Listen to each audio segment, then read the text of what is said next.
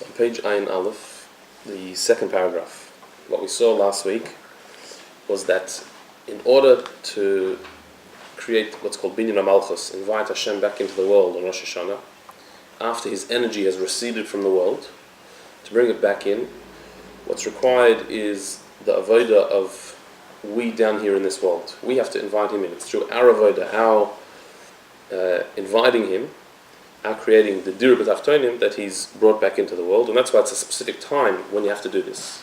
Specifically on Rosh Hashanah, at Kis HaShofar. There's a time for it, because time is one of the definitions of the world.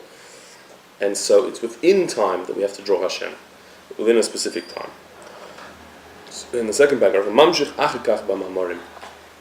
It's then further explained in the Mamarim that we've been quoting of the previous Rabbi. The Inyan Binyan Malchus Shu B'Rosh Hashanah, the idea of the building of Malchus that is on Rosh Hashanah. K'mavur B'Kisvei Arizal, as it's explained in the writings of the Arizal, that we're rebuilding Malchus. Remember what Malchus is? Malchus is the divine energy that is infused within creation. It's that energy that recedes on Rosh Hashanah, and we have to rebuild it. We have to recreate it by drawing back down through our avodah. So it's explained in the Marim that how's that done? This is achieved through the avodah of what it says in the Gemara, that you should make me king over you. Malchus means kingship. By you, the Jewish people, making me, Hashem, king over you, accepting me as king, that is how Malchus is rebuilt. So for that to happen, for us to truly accept Hashem upon us as king, all concealments, all distractions, all blockages have to be removed. That's what it says in the Mamarim. That in order for Binyan HaMalchus, to recreate Malchus, accepting Hashem as king over us, whatever's blocking that, the distractions to that have to be removed, and then we can open ourselves up to Hashem being our king. So how does that work? To explain why, first it says that we create the Binyan Malchus through Dir B'Tachtonim. Then it says that we need to remove all the halamas v'sterim, all the blockages. What's the continuation of one concept to another? How does that connect? Because on Rosh Hashanah Malchus hides and is concealed, like we said that the moon disappears, the moon representing Malchus disappears, so too the divine energy within creation disappears on Rosh Hashanah.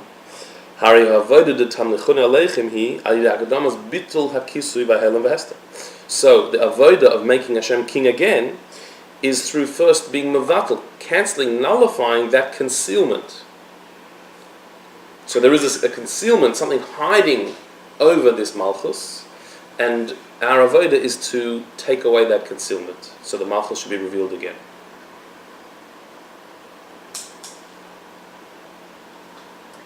So, is it that Malchus recedes, or it's just hidden? Where's that?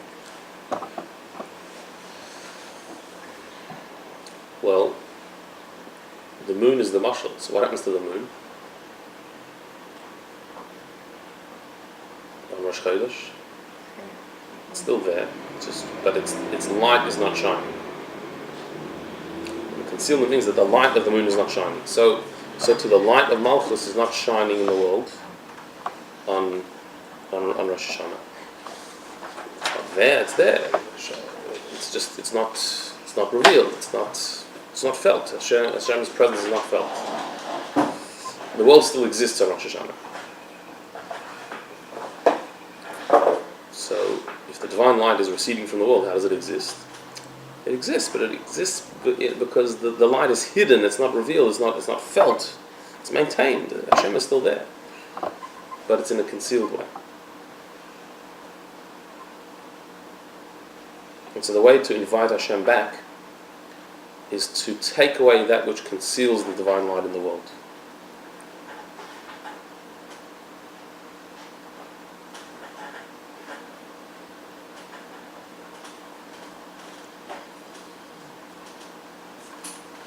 So how do we do this?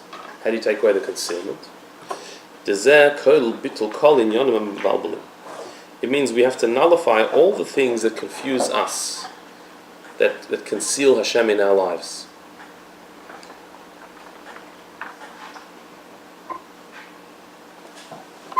So, in very simple terms, what this means is that we have to feel Hashem's presence in our life again.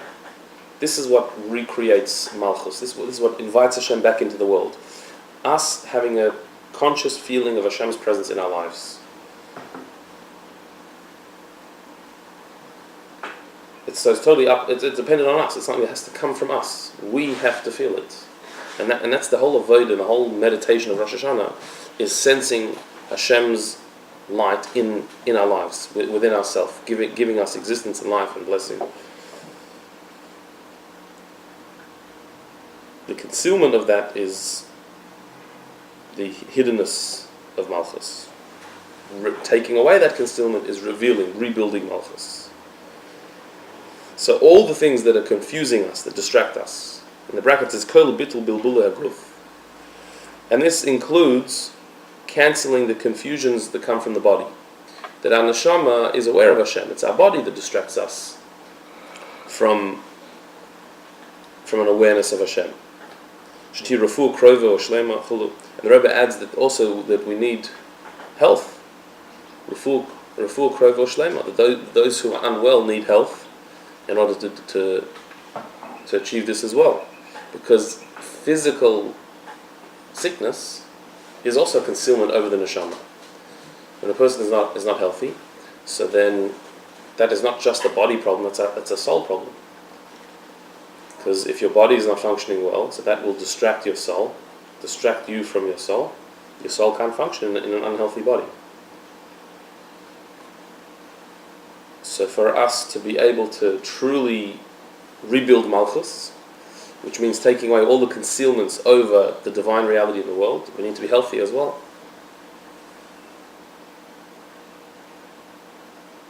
Hashem makes you not healthy, so He's making it hard for you to. Right. So what should you Like do? putting us in a body in the first place makes it hard. Yeah.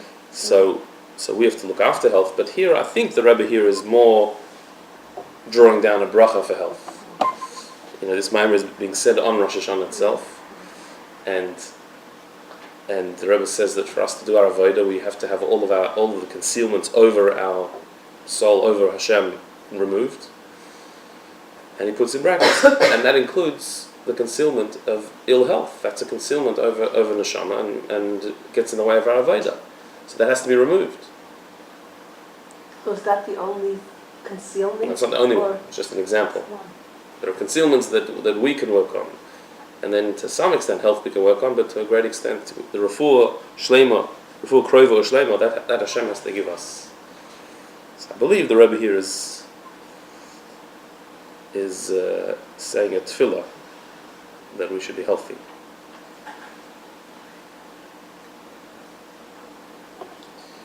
So we need good health to be able to achieve this avodah. But the Adrab, the Rebbe says, on the contrary, that the blockages of the body should actually redouble the strength of the soul, not be just a blockage, but actually something that increases the power of the soul. Like every obstacle, even though on the surface an obstacle is a blockage and interruption to what's supposed to happen, but the pnimius, the inner reason for every obstacle, is to actually increase strength. Like the metaphor of a dam that holds back the water of a river. Why do people build dams? What's the point of building a dam? It's not to stop the river flowing. It's to accumulate the energy of the river. So eventually when it bursts the dam, the energy is even greater. When it does come over, it comes over with a greater strength, a greater power, more momentum. So to every blockage, the blockage of the body over the soul is not really to block the soul. It's really to generate energy, the soul's energy, so it can overcome those blockages and become even stronger. So So all the halamas v'steim, all that which is concealing over our soul and over our awareness of Hashem, that is all just there for us to overcome, to see through it, to see beyond it, and then the soul is even stronger.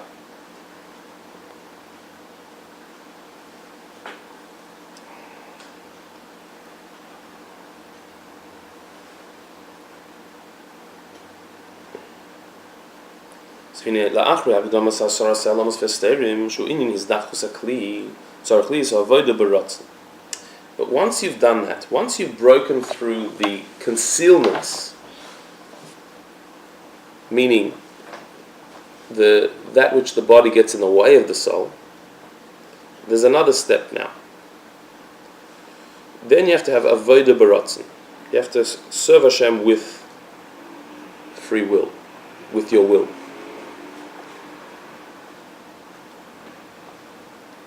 And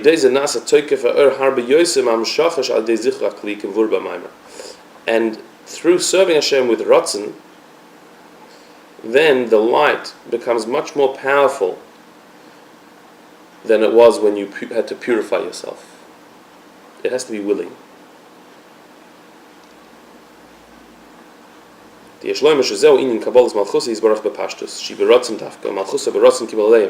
And this really is the true definition of accepting Hashem's kingship. On the simplest, most literal level, it means beratzon, willingly accepting Hashem as king.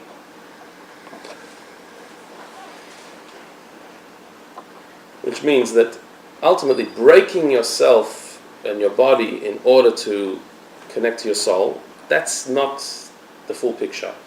That's not the ultimate level. The ultimate level is to willingly accept Hashem as king. To do it with ratzon. Because as long as it's not with ratzon, it means it's not really you.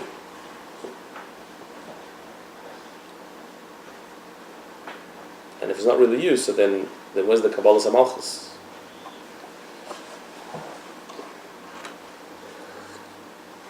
The idea of a king, the power of a king comes from the people. The authority of a king comes from the people who have accepted him as king. The people, if a king forces himself on people, so then he actually hasn't got any power at all.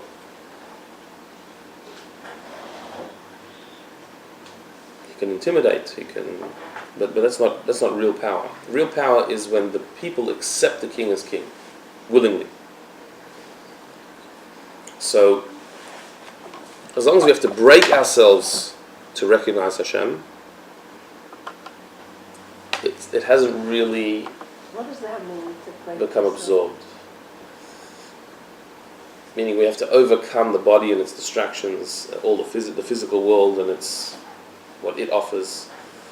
You're forcing yourself with Not natural.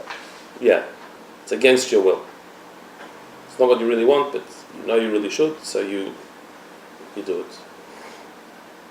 That's an avodah and that has its place. But in this particular avodah of Rosh Hashanah, which is Kabbalas HaMalchus, which is accepting Hashem as king, that has to be willing. The whole point is that it's willing. This is what you want.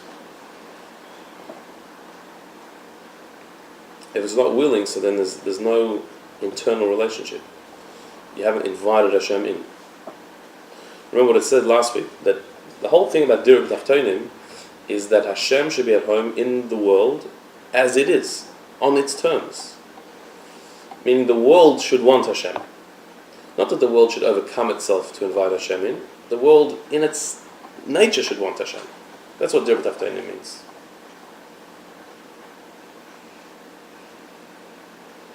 Or in other words, that serving Hashem should be the most normal thing to do.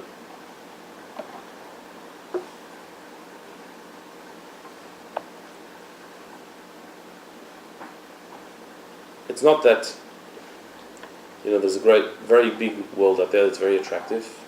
There's a lot to do. But really, we were created by Hashem and we do owe Him. And, to live a life just doing what you want is not really good. You should do what Hashem wants. So break yourself and instead of doing what normal people do, just live a life of pleasure and going after what you like, You should do what Hashem wants. It's a higher existence. So why do you keep mitzvahs? Why do you listen to the Torah? Because it's your obligation. That's what you're supposed to be doing. Yeah, it's a bit weird. It's a bit strange. You're living an unusual life, but whatever. This is what Hashem wants from us, and so that's what you're supposed to do. That's one level of avodah, but that's not enough. It's good, but it's not enough. You have to then reach a level where no, this is the most normal thing to do. Doing mitzvahs is the only normal life, actually. The only life that makes any sense is fulfilling the way Hashem wants it. That's the way it's supposed to work. That's Dir B'Tachtonim. When do we know the Dir B'Tachtonim has been achieved? When the most normal thing to do is to do a mitzvah. It's funny, probably throughout history, this idea is quite an abstract thing, that it should be normal to do mitzvahs. But today it's much more acceptable. Like to say that if you want to have a normal marriage, then you have to follow the laws of Taras Mishpacha. If you want a normal relationship, if you want a normal relationship, so then you have to be tznius. Like it's not going to work otherwise.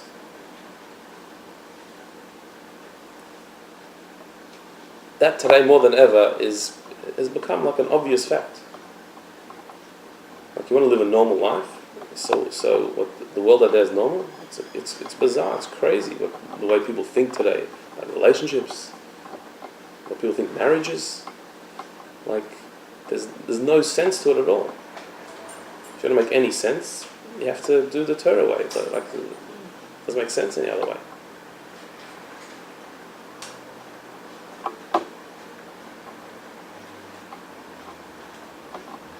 So it used to be that to teach somebody to do mitzvahs, if you want to encourage a friend, a neighbor, a relative, an acquaintance, you want to encourage them to do a mitzvah. It used to be what are you trying to tell them to do? What are you trying to convince them? You're trying to sell them religion. That you should have this religious part of your life, have a bit of meaning, something higher. It used to be that's what you were presenting to them. Now, you're just saying, you want a normal life? Do you want to live a healthy, normal, sane life? So then this is the only way to do it. This is the means to live a normal life. What that means is that the world is starting to realize that it needs God. That the world, to make sense, needs Hashem.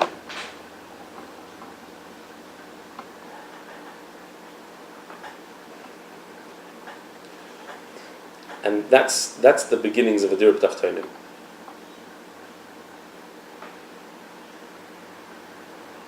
That Hashem is home in the world. What does it mean? That the world wants Him. Like, yes, we need this. And so people come to the Jewish people and say, so what does the Torah say? Like, how do we deal with this world today? What is the wisdom, God's wisdom? Like, we need to know. It's not that you need to go out and sell it. It's there coming and saying, how do we handle this?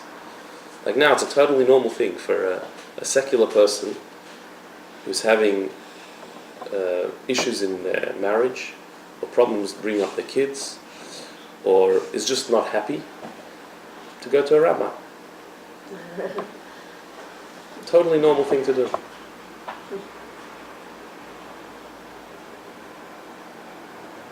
Go and speak to a rabbi. Why? You have a kashrus problem? 100 years ago, you went to a rabbi. Why? Because the chicken that was shechted had a sharla. So you want to keep the rituals of Judaism, you have to go to a rabbi. Today, the most normal thing is, you want to live a normal life? You want to regain your sanity? I think you better speak to a rabbi.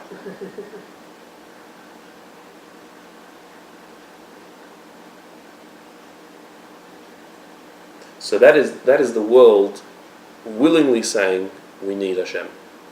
That's Malchus Beratzon Kibul Aleya. That we need Hashem's direction. We want it. We want to know what Hashem says. But still, to get there, you need to get rid of the bilbulim, the confusion, the distractions of this world that make this world look like it's got something to offer. Once you scratch through that, then it's a willing acceptance of Hashem's will.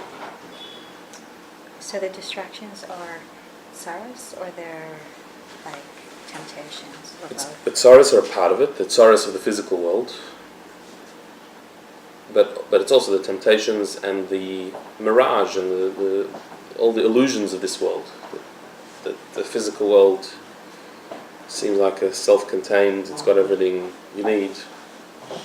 You don't need any more than that. Just make a good living, have a nice house. That's what life is about. All that is included in the bilbulim of the physical world. The things that the body represent that block the soul. So wouldn't it be a constant thing, this? Like getting rid of the bilbulim and accepting Hashem willingly? Like it's Sure. not like a Yeah. one-time No. thing, okay, I've done that now. Sure it is, but on Rosh Hashanah, it's vital. It's like this is what recreates the world. It's like Hashem is saying, okay, so I created the world for dir b'tachtonim. That was the point of creation. You interested in this? You want to do it or not? Like, and he has to leave it up to us. Like, is it happening or not? Of course, it's year round, but on Rosh Hashanah, it's the focus. It's like, if not, then not. There's no world. Like, what's the point? Wouldn't it be according to what you've done till Rosh Hashanah, showing Hashem, okay, I have accepted you? Because what's the like, okay, you're just standing on Rosh Hashanah itself and Yeah, you accepted Hashem some of the time, and some of the time not, and up and down, and depending which day and what your mood Say was. that And by Dov Elul or something. I'm saying when you're coming on Rosh Hashanah, you're just going to say, okay, I accept you. Like, what is that going to work? I mean, yeah, it's like, isn't it like what you've done till now, kind of like, yes, Well, I the problem have was- accepted you. the problem was last year Rosh Hashanah you accepted Hashem, and then during the year, Yeah. In the head. yeah. So, is this continuing this project or not? Like, are we continuing in this? So Rosh Hashanah is for the year to come.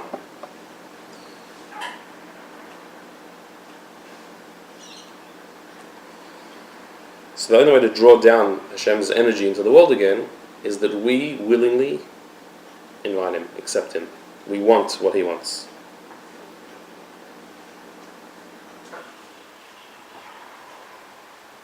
So then, the fourth last time then, through the avodah first of getting rid of that which blocks our sensitivity to Hashem. And then, once we've done that, to also willingly accept Hashem on us, that we want His kingship, we want Him to be king. Nasa binyan Malchus, that recreates Malchus. That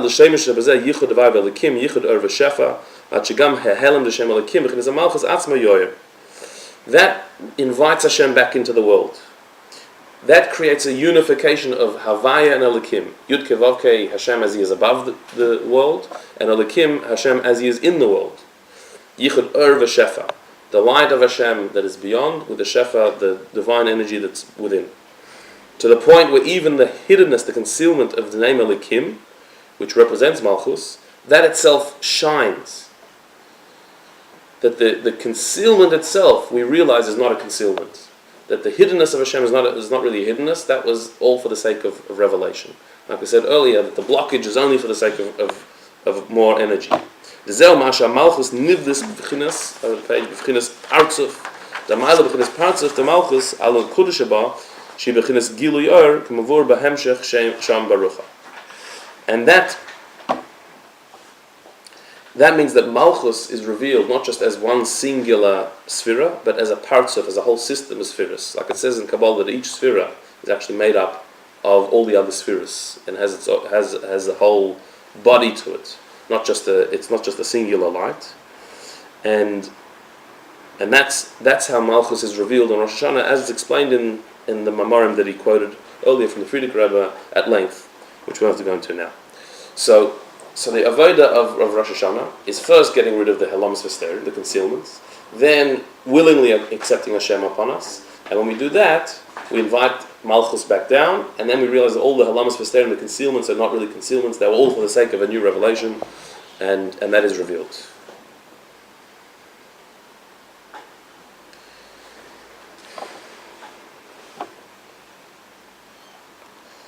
So Mamshich Sham continues the Rebbe that the Frierdiker Rebbe in his Maimer then has another idea. Dezel gam bir nusach birchas shofros.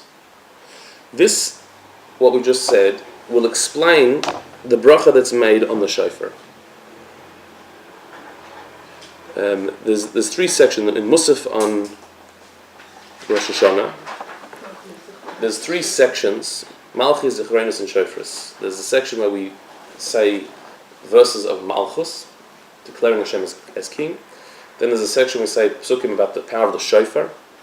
And then there's a section called Zechronus where we talk about Hashem remembering, recalling mankind.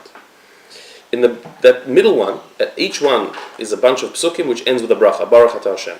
So the middle one, the shofars, the bracha that's made is Shemea Kol Truas Ami Yisrael Barachamim. That Hashem hears the voice of the trua of the shofar blast of the Jewish people with mercy. That's how the bracha ends. That Hashem hears the sound of the blast of the shofar of His people Israel with mercy.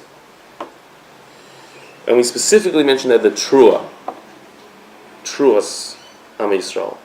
Even though the shofar has various different sounds, but the word trua is the one used by the Torah to describe the sound of the shofar. So what does trua actually mean? The trua hu inyan shviras achumris vayeshes. Trua implies the breaking of coarse physicality and yeshus and ego. Why? The word trua actually means to break. That's one of the translations of the word. Trua is to break. Also, the sound of the trua is the broken up sounds.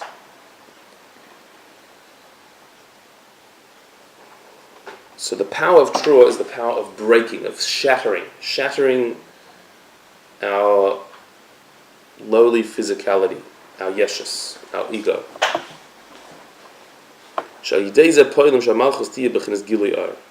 It's through the shattering of yeshus that Malchus is revealed.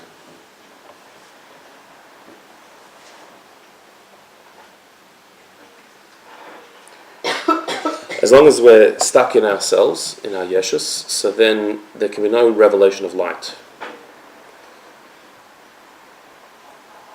As long as you're full of yourself and you're complacent in your current situation, so then there can be no renewal. There can be no development, no new stage. That has to be shattered. It has to be broken. And when it breaks, then there's the possibility of light to shine through. That the greatest concealment of godliness is yeshus, is our sense of self arrogance, but even on a much more subtle level, just a sense of yeshus, of separateness, of ego. That has to be shattered for the light of Malchus to be revealed. So the trua means the shattering of yeshus.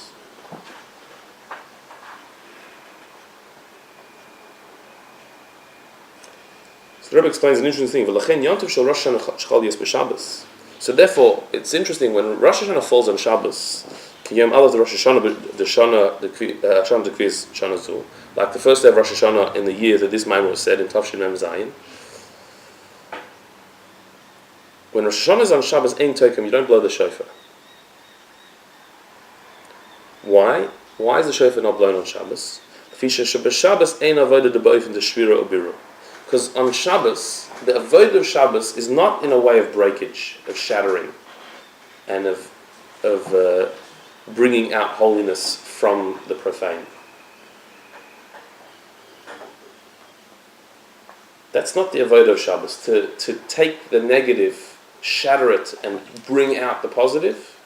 To put aside the yeshus and bring out the malchus, the holiness, the divine light. That's not the avodah on Shabbos. You can't do that on Shabbos. In fact, the b'Shabbos borer aser. On Shabbos, borer is forbidden. One of the malachas of Shabbos that is forbidden is borer. Borer means to separate. You can't separate the good from the bad on Shabbos.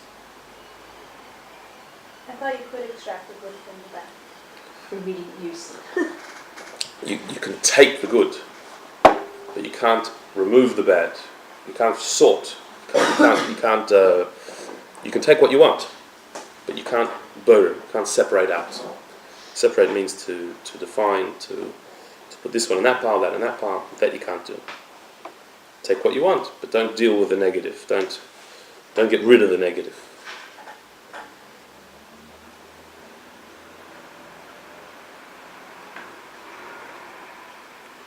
So,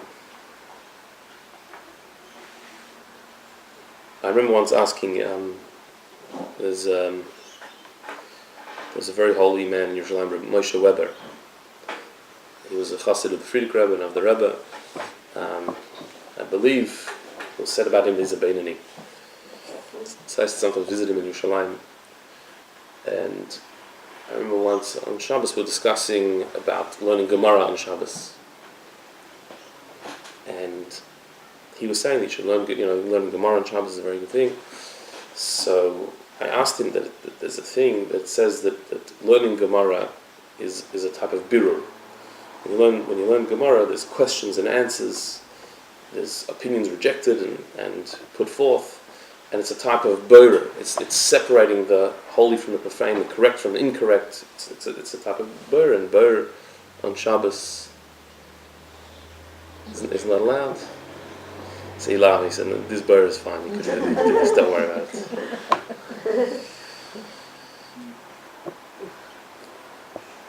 Like on Shabbos, like you wouldn't like tachanun. That was to be like you don't like ask. We don't get into the negativity at all. Yeah, we don't talk about negativity. But during the week, our whole mission is to be in the physical world and to do borer, to separate the holy and the profane, to divide things up, to define what's good and holy and what's negative and unholy. That's our whole avodah during the whole week. And our involvement in Gashmias is to always be defining things and placing things in the right place, separating out good and evil. On Shabbos, we're in a world that's above that. On Shabbos, powers of evil fall away. We don't deal with them. We're not osik with them. We're not busy with the powers of evil during that time. So we don't separate good and evil on Shabbos. We're just in the world of holiness, of positivity, of goodness. We're in a state of holiness. So the eating on Shabbos, for example, is not borer as it is during the week. During the week, when you eat, what you're trying to do is find the holy spark within the food that you're eating. By eating it for the right reasons, the Shem Shemayim, eating in order to have strength to do mitzvahs, you're struggling with the physicality of the food that will drag you down, or the spirituality in the food which you will lift up and you will elevate. And so eating is a battle, is a spiritual battle. Am I going to become more physical and degraded by the eating, or am I going to elevate the food by finding the holy spark in it and eating for the right reasons and using the energy for good? That's during the week. On Shabbos, it's not borer. Eating is not borer. Eating is a mitzvah on Shabbos. The physical eating of the physical food is a mitzvah of owning Shabbos, of enjoying Shabbos. So we're not battling with the good and evil. There's just holiness here. Eating on Shabbos is a holy act in and of itself. Enjoying the food is a mitzvah on Shabbos. Because on Shabbos, borer is also. We're not dealing with evil on Shabbos. We're not working on that. We're working within the realm of holiness, where everything is in an elevated state.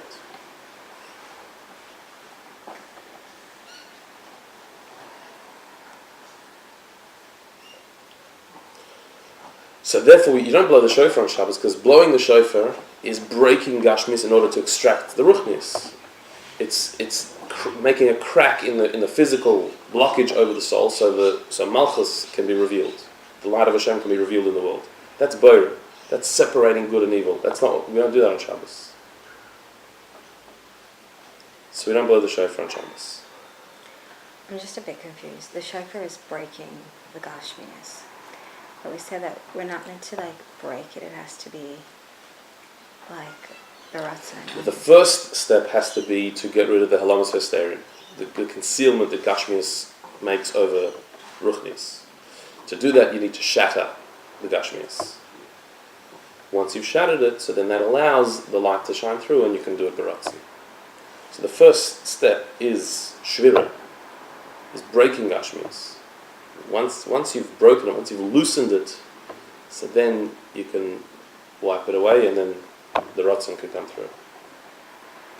So if you don't do the Shabbos, how does it work? How does Rosh Hashanah work? We'll explain. So what is happening on Shabbos? The Tam Hadavarhu, the fifth line of the paragraph. The Tam Hadavarhu mishum sheb'Shabbos hu shleimus v'amitis inyan Gashmias. On Shabbos, Gashmias is in its heightened state. It's in its complete state. Shabbos is like a taste of Lasid Lavai, of Yom Shekule Shabbos, of the world to come, where Gashmias is in its elevated state. You don't need to break it and get rid of it and avoid it anymore. You can live with it. You can enjoy Gashmias because on Shabbos it is in its higher state. So there's no need for birurim, for elevation of Gashmias on Shabbos, because Gashmias has been lifted. So it says in Chassidus and in Kabbalah that on Shabbos there's what's called Eliyas HaOlamus. The worlds go up a notch, which means that every world is in a heightened state. So the physical world, which usually the physical world is mainly made up of what's called Klippas Noiga, which means it's the stuff of the world could go either way. It could be unholy, it could be holy, depending on how you use it. That's how it is during the week. But on Shabbos there's an Eliyas HaOlamus, which means the worlds go to a heightened state, and that means what's usually Klippas Noiga that could become unholy has already been lifted up to be called holy. But the physical food itself is holy. Just eating a nice meal on Shabbos is a holy act. Physicality is in a holy state. So it doesn't need birur. Usually physicality could go either way. So you need to separate good and evil. That's during the week. On Shabbos, physicality is in a state like it will be when Mashiach comes, that physicality itself reveals holiness. You can eat and enjoy it, and that itself is holy. That's on Shabbos. So there's no need for avodas birurim on Shabbos. That's why it's forbidden. Don't get involved with evil, because that's not the work of Shabbos. The avodah of Shabbos is to live within the holiness, which even in Gashmias. So therefore, Boyer is also, and that's why we don't blow the shofar or mamshich. But the Friedrich Rabbi continues, "Umekol makom b'mikdash hayu toikim gam b'Shabbos." But it's interesting, in the Beis Hamikdash they did blow the shofar on Shabbos. It's a different idea than this What? It wasn't to shatter it. There was no negativity there. It was something else. I don't know. Mm-hmm. Didn't they used to blow the shofar during certain kabbanot as well? So it was always for a holy purpose? Yeah, there were several blowing of the shofar. He was specifically talking about Rosh Hashanah blowing, but yeah, there were other times when they blew the shofar as well, for sure. But here it's saying that in the Beis Hamikdash, when Rosh Hashanah was on Shabbos, they did blow the shofar. So one second, if blowing the shofar is breaking Gashmias in order to reveal the Ruchnius, which is Borer, which is Asur on Shabbos, so therefore we don't blow the shofar on Shabbos, how much more there should not be blowing shofar in the Beis Hamikdash on Shabbos. So, and yet they did. They did blow the shofar in the Beis Hamikdash when it fell on Shabbos too. Why? Because in the Beis Hamikdash, yesh, ego, is perfected there. It's the highest, holiest place on earth, and so therefore yesh is not a problem there. That type of ego, Beis Hamikdash style, is not a problem.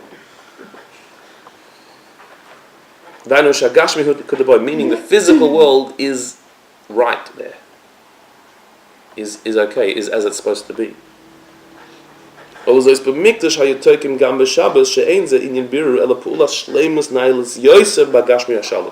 therefore they blew the shofar in the Beis Hamikdash, because there, blowing the shofar had a whole different meaning. That there, blowing the shofar was not birur, was not trying to perfect the world and separate holy from unholy, because in the Beis Hamikdash that's done already. We're above that. We're past that. There, blowing the shofar was to create more completeness, a high level of completeness within the physical world. High levels of perfection. So blowing the shofar had a totally different meaning in the Beis Hamikdash. So therefore, the fact that it's Shabbos, okay, even if it's not Shabbos in the Beis Hamikdash, it's in a state of holiness. So shofar in the Beis Hamikdash had a totally different definition. It wasn't to break yesh, because the yesh of the Beis Hamikdash doesn't need to be broken. That's a yesh as it's supposed to be. A yesh that is totally in line with the divine reality. That type of yesh doesn't need to be broken. It's the yesh that we struggle with, the yesh that is a blockage to Hashem, that needs to be broken through the shofar. So therefore blowing shofar in Beis Hamikdash had a totally different meaning. It wasn't to break the yeshus, it was to take the yesh to an even higher place. Not to negate it, but to lift it. So therefore, that's not Borer. Borer, which is Asar on Shabbos, that applies everywhere else, not in the Beis Hamikdash. And the Beis Hamikdash is not Borer, because you're not separating good from evil. There is only goodness. So you're just going to higher levels of goodness.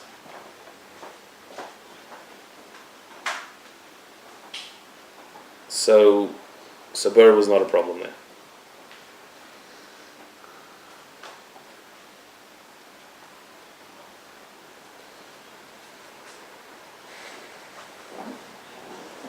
So the Rabbi now adds to this a very interesting insight. V'ula yesh lahoisif, fourth last line in the paragraph.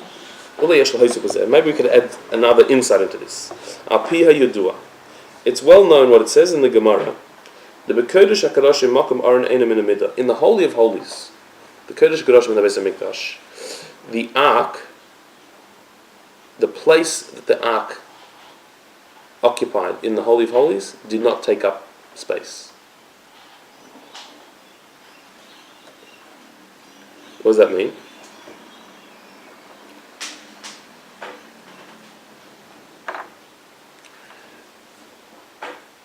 That the space of the ark, there was supposed to be, in the Holy of Holies, 10 amas from wall to wall. The ark itself was 2.5 amas wide. Which means that if you measured from one wall to one wall, it's 10 amas. And you would expect that if you measured from the wall to the ark, it would be 1.25 amas less. Right? Because half the ark, it's going to be 1.25 less than 5 amas. But yeah, what you found is that if you measured from the ark to the wall, it was still like half of the width of the whole Kodesh Kodashim. It didn't work. So like this table takes up a certain width in this room. If you measure from that wall to that wall, there's a certain width. If you measure from that wall to here, and then from here to there, there's a space in between you didn't measure. So that would be less than the entire width of the room. In the Beis Hamikdash, it wasn't like that. If you measured from wall to wall, You got the same as if you would measure from the wall to the ark, and from the other side of the ark to the wall, as if the ark wasn't there. But yet, if you measured the ark, it was 2.5 amas. It had a measurement. So makam ha'aron eina min hamidah. The place that the aron took up was not a part of the measurement. It wasn't included in the measurements. It didn't take up space.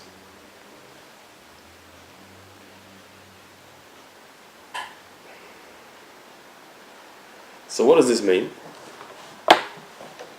So up here you do the B'Kodesh HaKadosh Makam Ha'aron Eina Min Hamidah. Now it's known that the place that the ark took up was not a part of the measurement. It didn't take up place. On the one hand, there is measurement here. It was 10 amas wide. The ark itself had a measurement.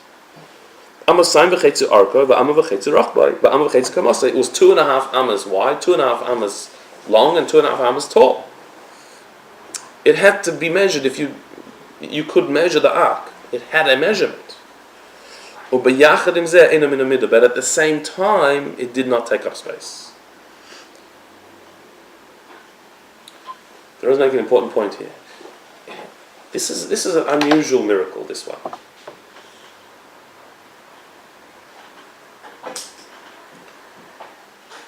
Usually, either something works within the laws of nature, or it works with supernatural laws. Meaning, either things are normal or they're paranormal. They're not usually both. Here you have both. It's not that the ark did not take up space. It did take up space. You could measure it. It was 2.5 amas. It did have a physical measurement.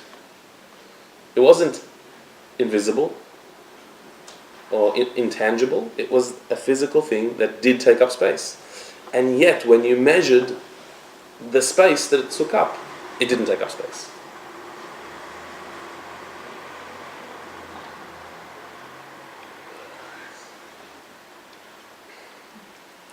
So, was the ark a yesh or an ayin? Both. Was it somethingness or nothingness?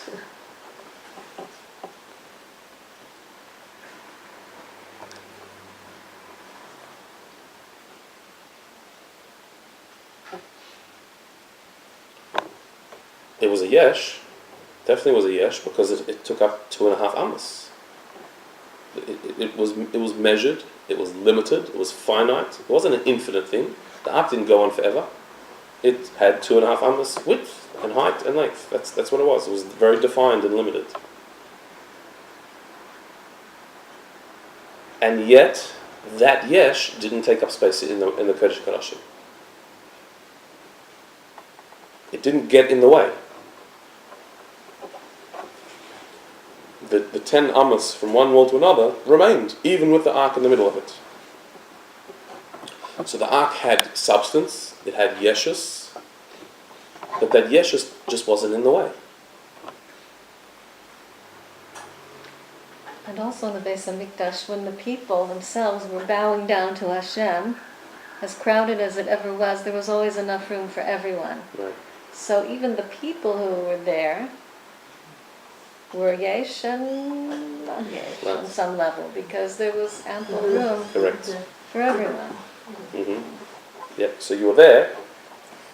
You were there in the Beis Hamikdash. You You were really there. were there. You were It there. was not that you weren't there. You were there, but you weren't there. The you just wasn't in the way.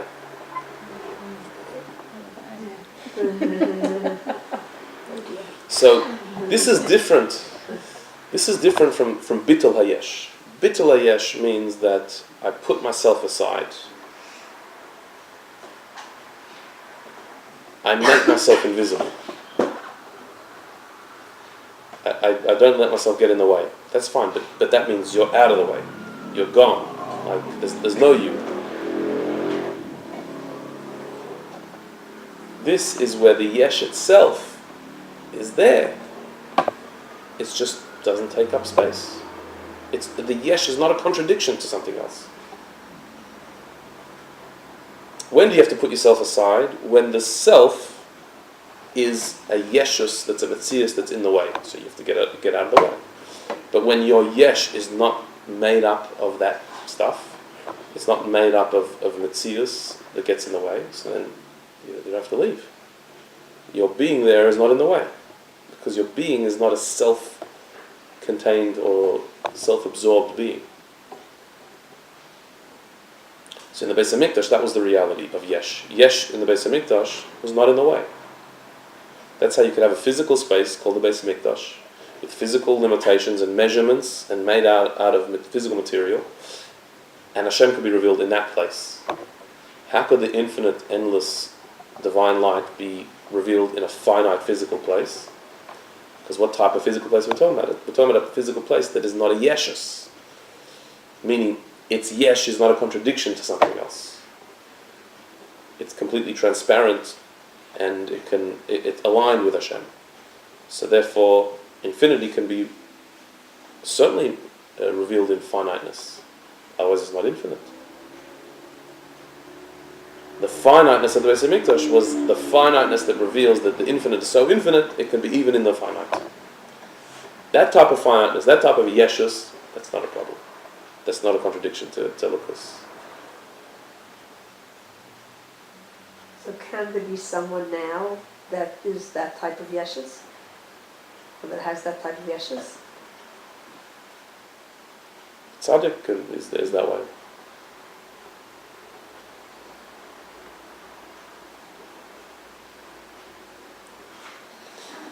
So the Beis HaMikdash was a place of yesh, but where the yesh is not a contradiction to ayin. The measurements of the Aron doesn't take up space, doesn't get in the way.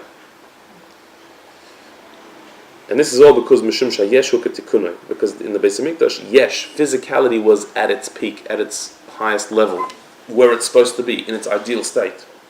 Shamadida atzma hi bli gvul, that the limitation is itself unlimited.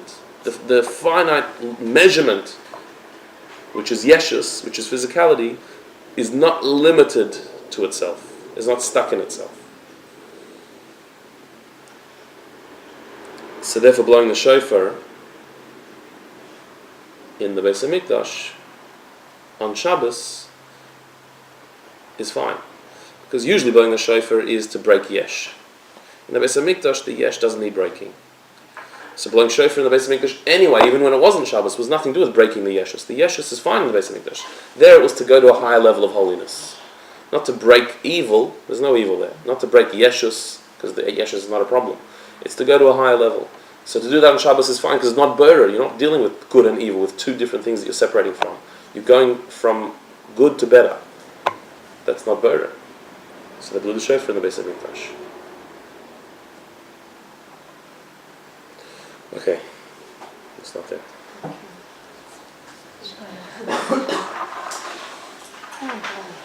But how does blowing the shofar affect these things? I mean, how does it? It's just a blast from a ram's horn. What is that? How does that change physicality? It is a Right? mitzvah. It's a mitzvah. It's because Hashem says so. He empowers it. Yeah. He gives it the... Just like any other mitzvah, whatever. Yeah. But there's more to it. It'll go a bit more into the shofar in the end of the Maimer. But yeah, essentially, it's a mitzvah.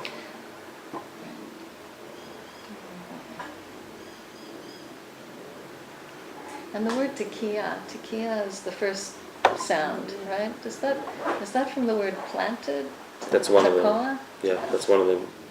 One So of the translations of tekiah is to be planted, to be solid, to stick to it. That's what is tekiah at the beginning and at the end. And why, so what does that mean? What does that mean? You have tekiah, shvarim, truah. So shvarim and truah is broken, it's breaking, but Tekiah, I mean, yeah. Well, the first Tekiah is a call out to Hashem, realizing how low you've fallen. And then Shvarim Trua is various levels of bitterness and brokenness in your tshuva process. And the final Tekiah is back to where you started, that the connection is not broken. I see. So Tekiah refers to that connection between the Jew and Hashem, Yeah, which is is singular. fundamental. Yeah. And it's Yeah. yeah. Even when you sin, it's there, and you go back to it. You always go back to it.